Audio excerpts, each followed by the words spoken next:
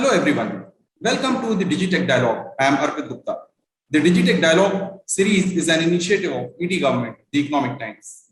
This is an interactive show with bureaucrats on different milestones in their digital transformation journey. In this series, senior government officials give an insight of digital innovations and use of new technologies by their department or the ministry. Today, on behalf of ED government, I welcome Dr. Ashish Kumar Srivastava, Director, Information Technology Development Agency, ITDA, Department of IT, Government of Uttarakhand. Welcome, Dr. Srivastava. Thank you. Dr. Ashish Kumar Srivastava is a 2011 batch IS officer of Uttarakhand cadre. He is currently serving as the Director, ITDA and Additional Secretary, Information and Science Technology in the Government of Uttarakhand. More recently, he was the Chief Executive Officer of Dehradun Smart City Limited. Prior to this, he also served as the District Magistrate of Dehradun, and he was posted as DM in Almora, Uttarkashi and Udham Singh Nagar.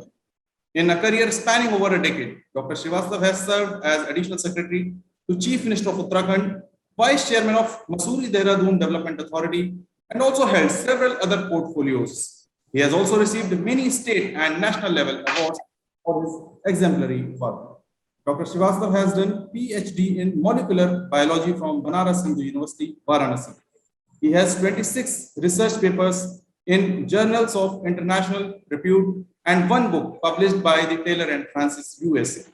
Before joining the civil service, he has served as assistant professor in Mizoram University and Banaras Hindu University. He is the recipient of Endeavour Research Fellowship from Australian government and was visiting faculty in University of New South Wales, Sydney. In 2011, he was also selected for the Indian Forest Service, IFS. I once again welcome you, Dr. Srivastava, and let's begin the conversation. Thank you. My first question to you, Dr. Srivastava, is state governments have been implementing several administrative reforms in IT department, including the National E-Governance Plan and Digital India initiatives for more than a decade now. In general, what are the benefits gained by the Uttarakhand government?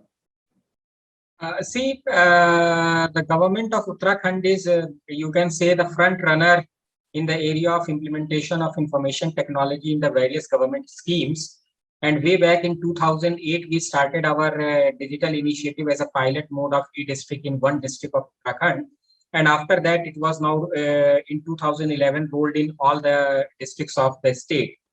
So you can say the topography of the state is basically enabling information technology in comparison to other states, because the accessibility is an issue in the state, and therefore IT is the best tool to reach to the doorstep of the citizens. So many initiatives, like we started with 32 services of public use through e-district to the different citizens, and from that the journey started to the e-Mantri Parishad of the Uttarakhand. So now the entire cabinet meeting is also in a digital mode. So there is this total paperless cabinet meetings. So the e-cabinet is there. Then also, like, there are many other initiatives which we started, and the online map approval system for ease of doing business. So Uttarakhand was one of the leading states who has taken a step for this initiative. And I can say that when I was vice chairman of Mussoorie Dehradun Development Authority, that time it was made totally contactless, paperless, online and on time map approval system.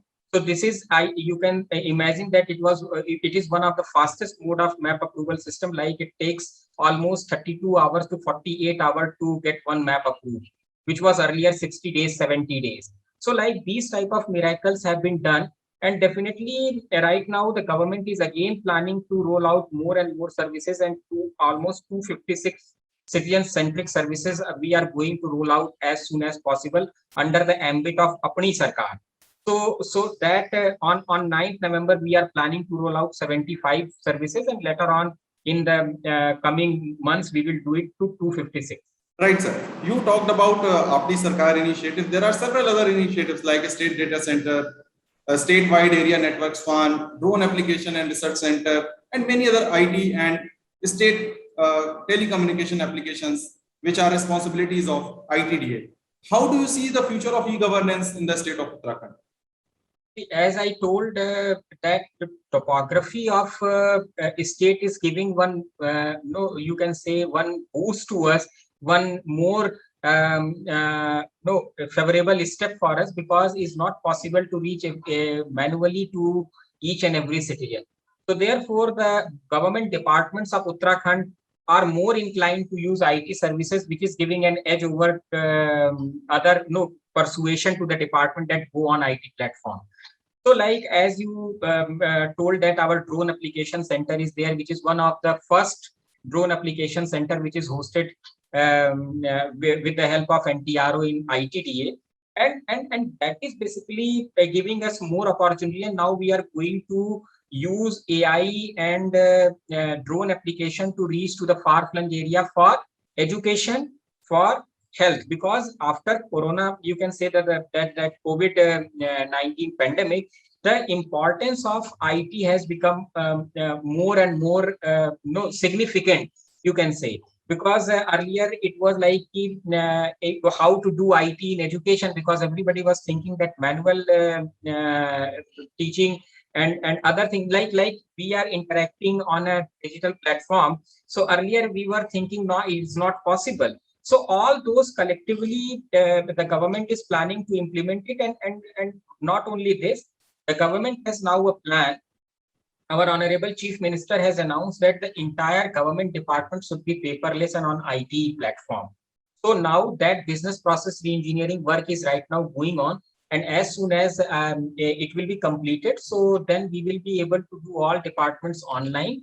And that will be enabled through AI and the blockchain technology, so that you can predict and you can do more value to the money spent on any project.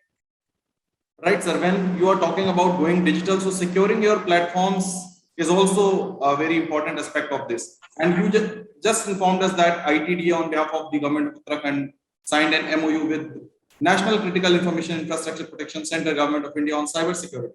So your objective is to improve cyber hygiene at workplaces and handling of critical information infrastructure. How significant is the cyber security training center, and what is being done by the government to ensure cyber hygiene?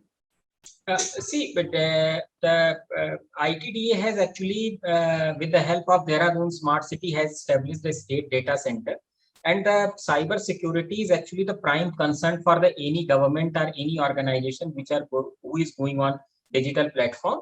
So definitely, like the CERT UTK is well in place. So state has its own data security committee, and we supervise all the things, whatever data is coming to. And now we have our SOPs also, do's and don'ts also, the policies approved by the state government, that how to secure your data. So that all those steps we have already taken, and with the help of the police department, the home department, the cyber security, we are now rolling out the cyber security courses, so that we can train the youth of the state, and they can also be a good resource for the cyber security in the state. So this is a big, massive plan, and right now we are working on it. And as whatever the requirement of the government of India, the state is aligning all those, and I am happy to inform you that the state has also formulated the state data center policy. So whatever data center, if any data center, any other department is going to establish, so they have to follow that policy and the SOPs and the protocols to secure the data. Right. Let us also understand the adoption of technologies and acceleration of digital transformation with the onset of COVID.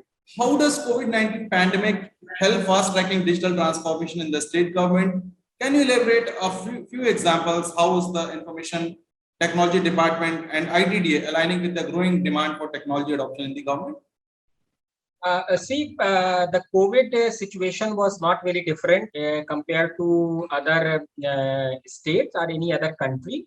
So the biggest problem which we faced during the wave 1, so when the lockdown was announced suddenly, so it was a big problem that how you, because people were actually becoming panic to reach to their home. So migrant labor and migrant people problem was too alarming that time, and Uttarakhand was one of the leading states which has started online registration of the incumbent and those who are going outside. So during that time, we were actually exactly knowing how many people are coming from which district of a state to which district in Uttarakhand, and how many people want to go from one district to any other part of state. So that actually helped a lot for tracking and managing the entire issue. And second thing is that those who were coming here, it was a big problem to track the home isolation. So with the help of IT, with the help of IGISF, we tracked everybody who were in the home isolation.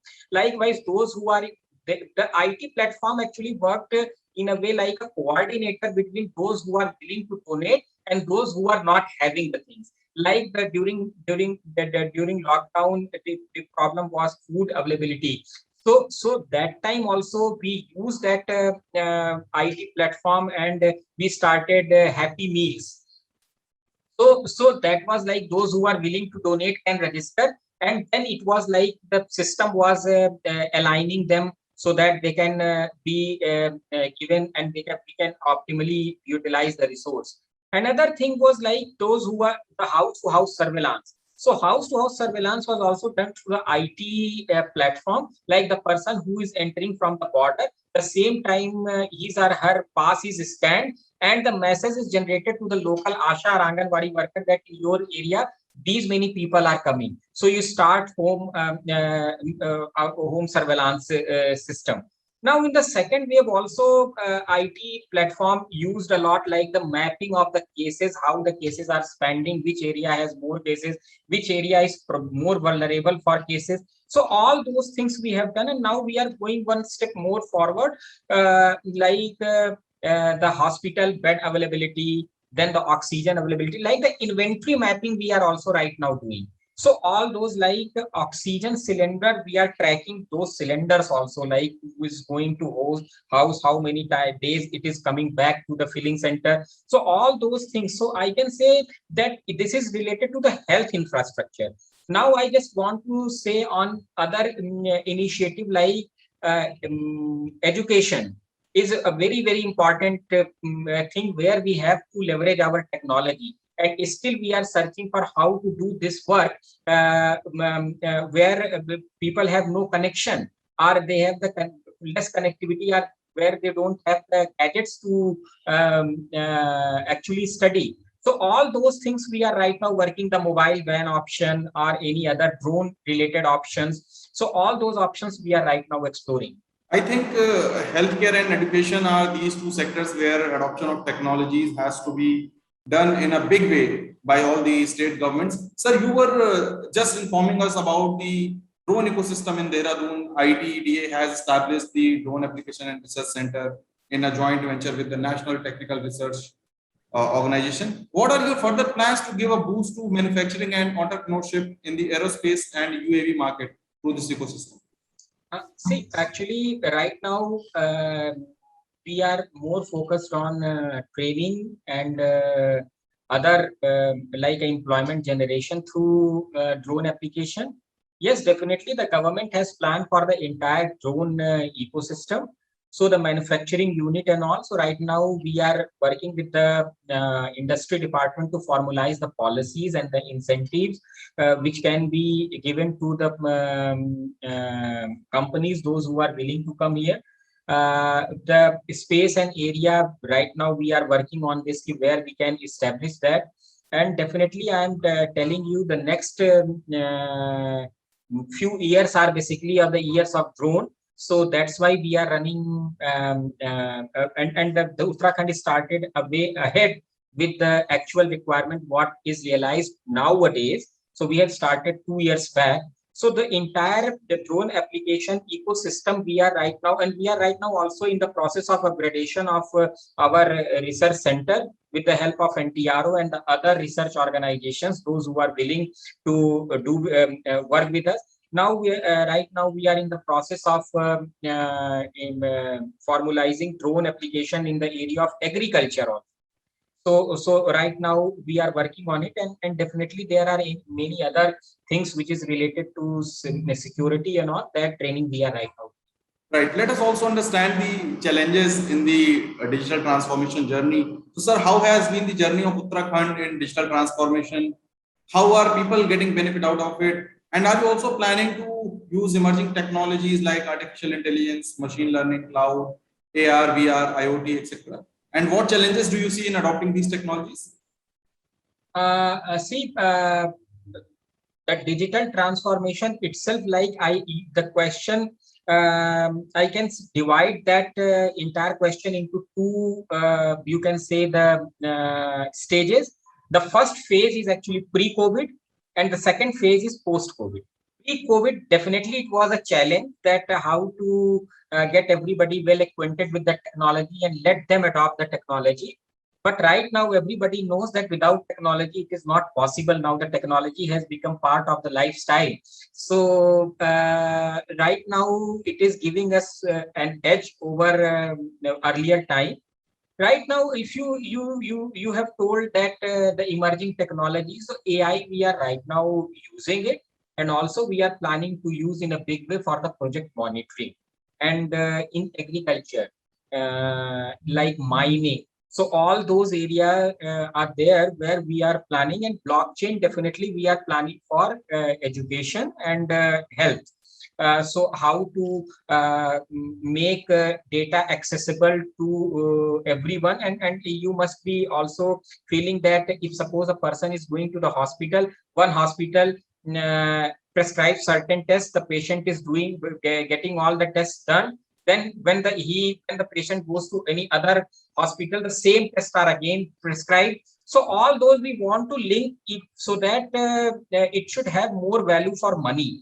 And IoT based, so right now with the help of Dehradun Smart City and the MSI of the Smart City, we have already established IoT for the health.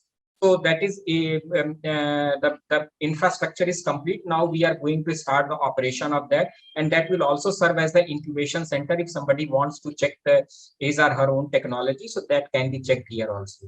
So all those things we are using, and definitely I must say that these technology and the recent emerging technologies like AI, blockchain, machine learning, IoT, and all is actually going to transform the entire way of governance in this country. Right, sir. The government of India these days is laying more emphasis on connecting all the gram panchayats digitally and delivering all the citizen-centric services electronically. So, how is Uttarakhand progressing towards this?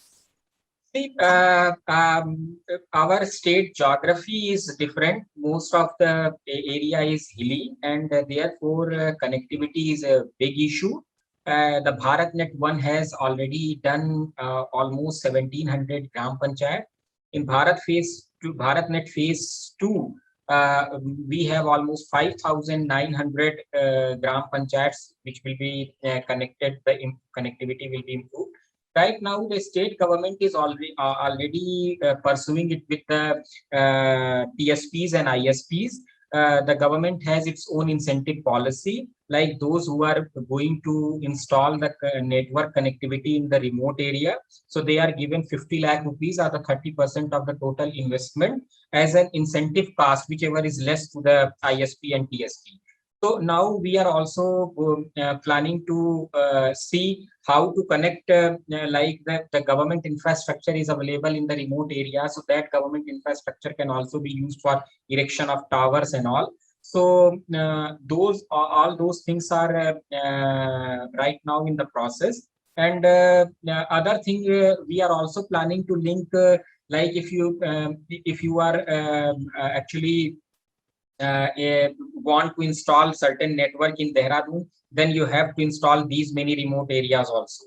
So like those type of linking we are planning to do so that we can do. Right now we are also searching for new technologies also which are more which you can say the more cost effective and most and easy to install and in a very less time. So all those technologies also government of Uttarakhand is right now exploring. So based on those, I think within 6 to 7 months, we will be able to cover many more dark villages with the connectivity.